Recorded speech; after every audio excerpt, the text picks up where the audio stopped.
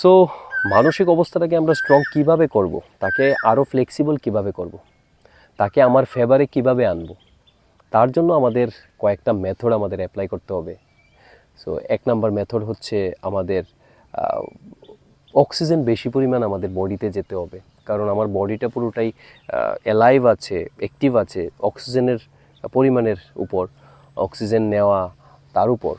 So এটা সম্ভব সকালবেলা উঠে যদি তুমি একটু দৌড়াদৌড়ি করো, একটু এক্সারসাইজ করো, ফিজিক্যালি একটু মুভমেন্ট করো বডির, তাতে তোমার অক্সিজেনের পরিমাণ বডিতে বাড়বে।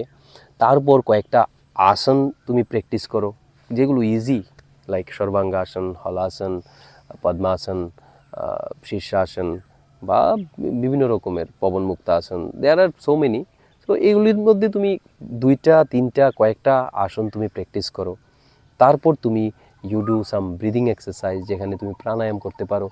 সেখানে তোমার ভস্ত্রিকা প্রাণায়াম তুমি করতে পারো, তুমি কপালভাতি প্রাণায়াম করতে পারো, তুমি অনুলোম বিলোম প্রাণায়াম করতে পারো, তুমি ওমের জাপ করতে পারো, যে কয়েকটা। তাহলে ফিজিক্যাল এক্সারসাইজ তুমি 2টা 3টা চুজ করো, তুমি আসন 3টা চুজ করো, প্রাণায়াম তুমি 3টা চুজ করো। এই যে 3টার এই যে 9টা এলিমেন্ট হয়তোবা তোমার ইন্টারনাল কন্ডিশনকে অনেক বুস্ট করে দিতে পারে।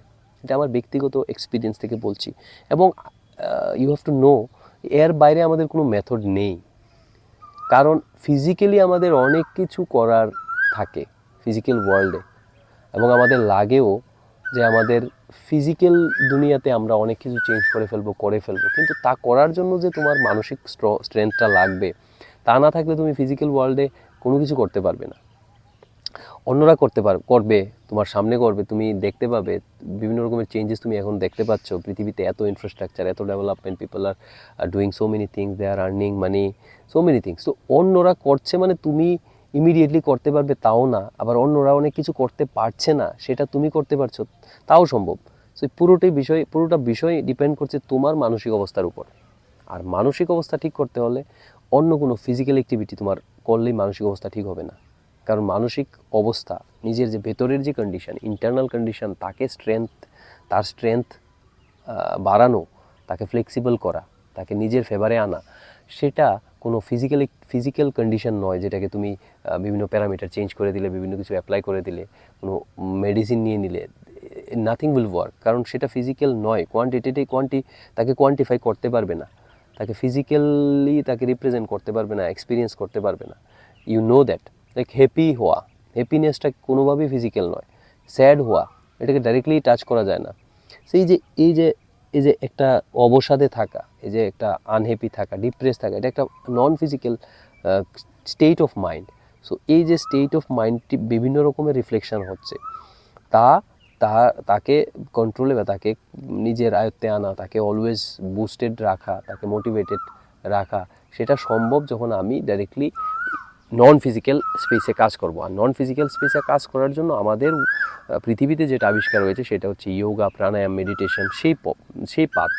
তো তোমাকে, আমাকে, সবাইকে সেই পথ ধরে এগিয়ে যেতে হবে, এবং তাকে অ্যাডপ্ট করতে হবে। তা নিয়ে এত হইহুল্লার কোনো ব্যাপার নেই। যদি স্মার্ট কেউ হয়, সে বুঝতে পারবে যে যেই বিষয়টা নন ফিজিক্যাল তার উপর নন ফিজিক্যাল মেথডস, যেই ব্যাপারটা ফিজিক্যাল তার উপর ফিজিক্যাল মেথডস। আর বুঝতে হবে যে নন ফিজিক্যালে ভালো হলে ফিজিক্যালটা আপনাতেই ভালো হয়ে যাবে। আর ফিজিক্যালে খুব ভালো হলে যে নন ফিজিক্যাল অ্যাসপেক্টটা ভালো হবে তার কোনো গ্যারান্টি নেই।